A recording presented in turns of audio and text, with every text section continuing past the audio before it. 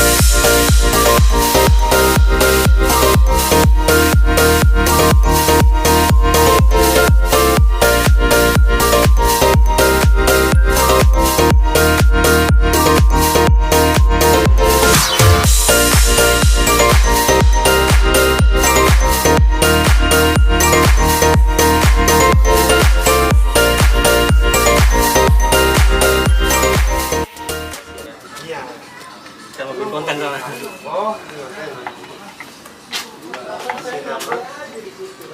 Ini ya.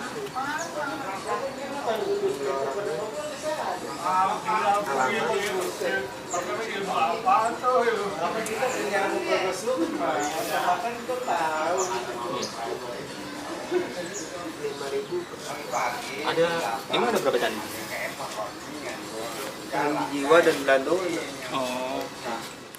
Ya, kita sekarang udah sampai di lokasinya. Tetap pakai protokol kesehatan ya, pakai masker. Nah, pertama kita akan melihat situsnya. Situs. Sepertinya ini candi juga tapi belum terlalu diremajakan. Kita lanjut lagi.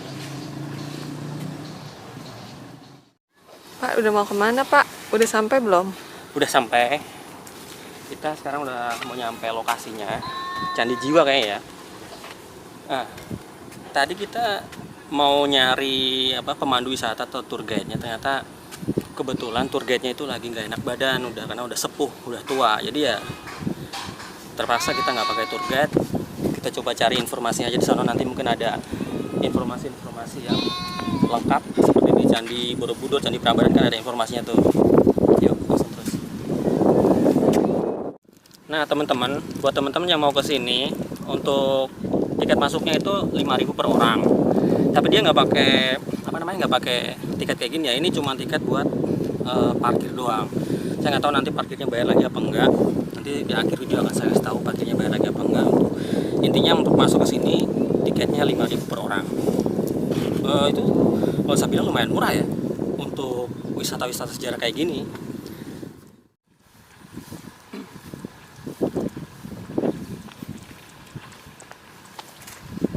Ya, kita sudah sampai di situs candinya, tapi ternyata kayaknya ada 2 candi.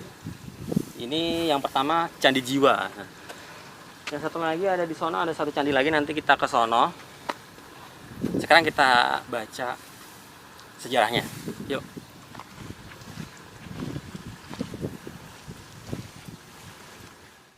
Ya, sekarang kita akan pelajari sejarah-sejarah dari Candi Jiwa ini ya, teman-teman. Kalau kita baca, Candi Jiwa ini diambil dari sebutan masyarakat sekitar. Jadi sebutan masyarakat sekitar tuh nyebutnya itu Candi Jiwa. Sebelum dilakukan pemugaran, candi ini dinamakan oleh masyarakat sekitar tuh Unur Jawa. Oh iya, Unur Jiwa, sorry. Jadi sebelum Candi Jiwa, namanya itu Unur Jiwa. Dan pada tahun 1984 dilakukan penelitian oleh jurusan arkeolog Universitas Indonesia yang menyatakan adanya penemuan sisa bangunan candi berbahan bata. Jadi tahun 1984 itu sudah mulai diteliti oleh Universitas Arkeolog Universitas Indonesia.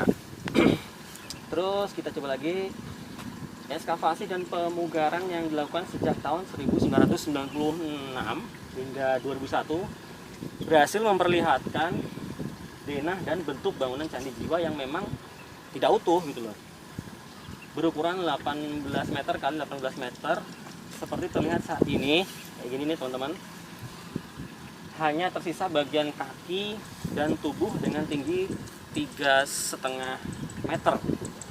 Bagian atap puncak telah runtuh namun dapat diduga berbentuk stupa. Terlihat dari susunan bata melingkar yang masih tersisa di bagian tengah puncak runtuhan struktur Candi Jiwa. Berdasarkan penelitian arkeolog, tahun pembangunan Candi Jiwa ini diduga berasal dari abad 15 Masehi sampai dengan 7 Masehi sebagai peninggalan dari masa kerajaan Tarumanegara. Jadi peninggalan kerajaan Tarumanegara. Latar belakang keagamaan Buddha. Oh, jadi candi ini adalah candi Buddha, bukan candi Hindu, teman-teman. Ini candi Buddha. Candi Jiwa yang berdenah bujur sangkar dengan dekorasi berupa pelipit-pelipit sebagai profil dindingnya juga memiliki susunan bata yang khusus, membuat Candi Jiwa ini dilihat dari atas serupa bunga teratai. Ya benar, kalau teratai itu lebih khas ke Buddha gitu ya. Adanya jalan di sekeliling kaki candi menjadi indikasi bahwa ritual yang dilakukan adalah pradaksina, yaitu berjalan memutari bangunan stupa searah jarum jam. Mungkin itu aja yang bisa saya sampaikan karena memang nggak ada pemandu wisatanya. Yuk kita telusuri lebih lanjut.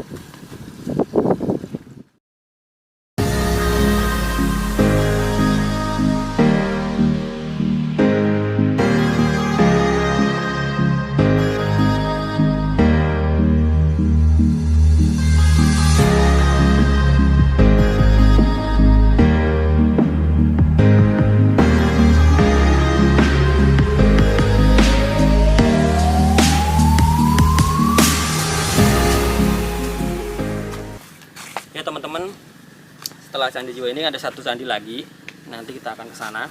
Tapi saya nggak tahu, belum tahu itu candinya namanya candi apa. Pokoknya ikutin terus sampai akhir. Dan kita let's go ke candi berikutnya.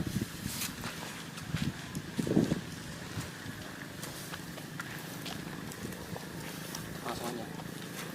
Yuk kita menuju candi berikutnya ya. Di sini enaknya kalau di wisata ke Candi Jiwa ini itu tenang dan kan nggak terlalu banyak pengunjung, nggak terlalu berkerumun gitu loh. Jadi sebenarnya masih aman-aman aja ya untuk protokol kesehatan ya. Social distancingnya masih terjaga. Yang penting teman-teman, saya cuma mengingatkan lagi untuk teman-teman yang menonton video ini, kemanapun kita selalu jaga protokol kesehatan, pakai masker yang penting ya, jaga jarak minimal 1 meter. Oke.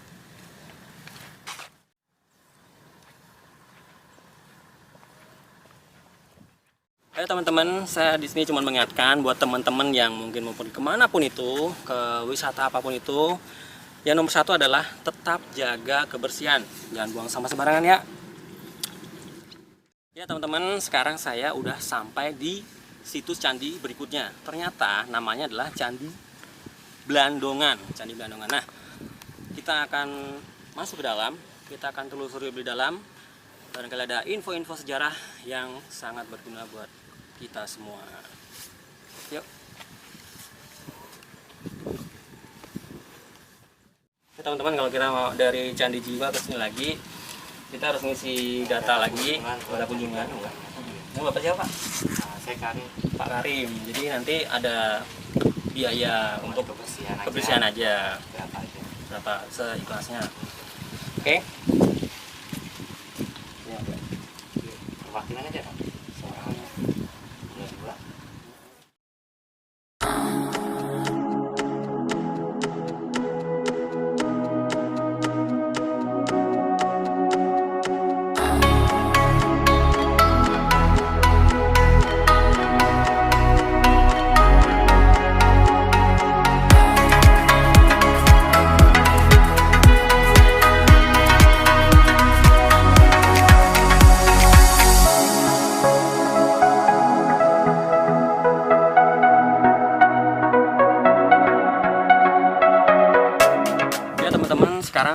berada di area Candi Blandungan itu sendiri, area situsnya ya. Dari tadi saya nyari-nyari papan info sejarahnya, cuma belum ketemu-ketemu. Nanti akan kita cari terus. Jadi kalau sekilas kita lihat, Candi Blandungan ini lebih besar dari Candi Jiwa tadi ya. Teman-teman bisa lihat sendiri, luasnya aja udah beda. Jadi memang lebih gedean ini. Dan menurut informasi yang saya dapat dari penjaga gerbang tadi, bahwasanya di sini tuh bukan cuman 3 ya. Tadi kan pertama yang di dekat parkiran tadi kita nemu ada situsnya. Terus yang kedua Candi Jiwa, yang ketiga Candi Blandungan, dan ternyata masih ada 62 titik lagi yang ditengarai itu adalah candi. Kalau orang sini bilang itu tanahnya namanya tanah dur. Nah, dur itu artinya mungkin dalam bahasa Jawa itu tanah tinggi, itu tanah tinggi, gundukan. Nah, itu ada sekitar 60-an titik, dan itu belum selesai sampai sekarang. Kemungkinan besar kalau memang semuanya udah selesai, bisa jadi objek wisata sejarah yang besar di sini. Nah, buat pemerintah daerah Karawang mungkin bisa lebih diperhatikan lah ya untuk akses masuknya, terus parkirannya gitu, biar lebih nyaman aja pengunjung datang ke sini. Ya teman-teman, tadi saya sempat baca sedikit sejarah dari Candi Blandungan ini. Secara garis besar, penjabarannya sama dengan sejarah dari situs Candi Jiwa tadi. Cuman memang Candi Blandungan ini ukurannya lebih besar, 25 kali 25 meter. Menurut sejarah tadi, bahwasanya penemuan Candi Blandungan inilah penemuan candi yang bisa dibilang strukturnya paling lengkap di area sini ya, di area Batu Jaya ya. Di area Batu Jaya ini, karena memang kalau bisa lihat ada strukturnya tuh masih lengkap banget ya, masih jelas banget. Beda dengan candi-candi yang di sana tadi, sedikit rada berantakan, mungkin belum sempat ini ya, belum semuanya ditemukan. Dan katanya sejarahnya tadi bahwa ditemukan ada tulang rangka manusia, juga ada ditemukan kapak juga gitu. Ya teman-teman, tadi saya barusan dapat informasi dari pihak pengelola atau penjaga, kenapa sih bisa disebut sebagai Candi Blandungan. Nah, saya tanya seperti itu. Ternyata menurut cerita dari si penjaga gerbang tadi atau pengelola, bahwa Candi Blandungan itu dikasih nama Blandungan karena dulunya waktu masih dalam bentuk gundukan tanah itu, di atas gundukan tanah itu ada semacam blandungan. Blandungan itu seperti paseban atau tempat peristirahatan. Makanya menurut masyarakat sekitar dikasihlah nama itu Candi Blandungan.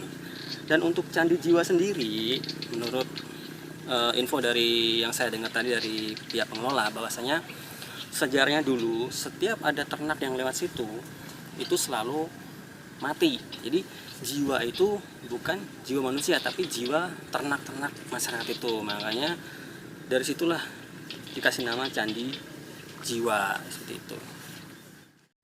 Oke teman-teman, kayaknya cukup sekian eksplorasi wisata sejarah candi di daerah Karawang untuk saat ini ya, yaitu Candi Jiwa dan Candi Blandungan. Karena menurut info memang banyak candi yang belum ditemukan gitu kan. Di sini ada sekitar 60 titik. Nah, buat teman-teman yang mungkin belum subscribe, silahkan subscribe karena subscribe itu gratis, biar saya semakin bersemangat untuk membuat konten-konten yang lebih bermanfaat lagi. Akhir kata, salam FVG Channel.